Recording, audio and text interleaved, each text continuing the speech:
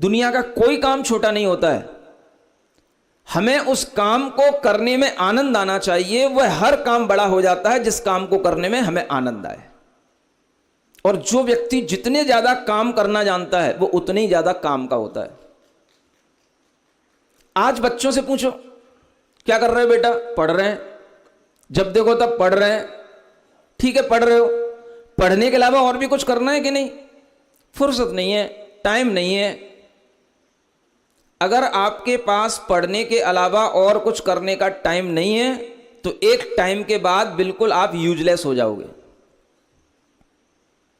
एक बच्चा जो खुद अपना काम करता हो, अगर वो अपनी रोटी खुद बना लेता है, अपने कपड़े भी खुद धो लेता है, अपने कमरे में झाड़ू भी खुद लगा लेता है और फिर उसके बाद में पढ़ने का भी समय निकालता है और अच्छे ढंग से पढ़ भी लेता है, तो आप समझो वो बच्चा ज्यादा होशियार है या जो केवल 6-6 घंटे एक ही चेयर पर बैठा है और एक ही जगह पर अपनी आंखें गड़ाए बैठा है और मेहनत कर रहा है, वो बच्चा ज्यादा होशियार है?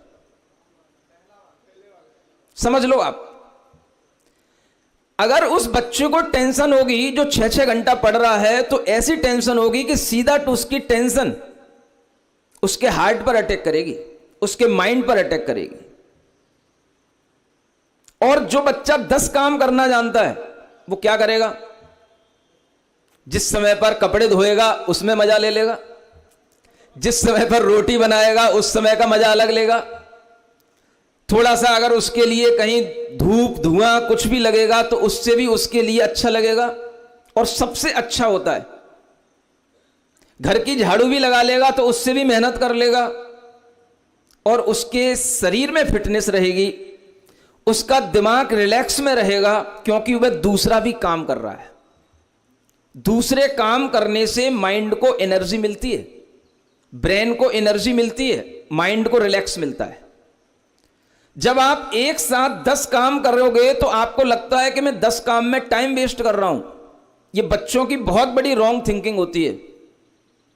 अगर आप 10 काम कर रहे हो तो 10 काम करने के बाद आपके पास में पढ़ने की उससे कई गुना ताकत ज्यादा आ जाएगी।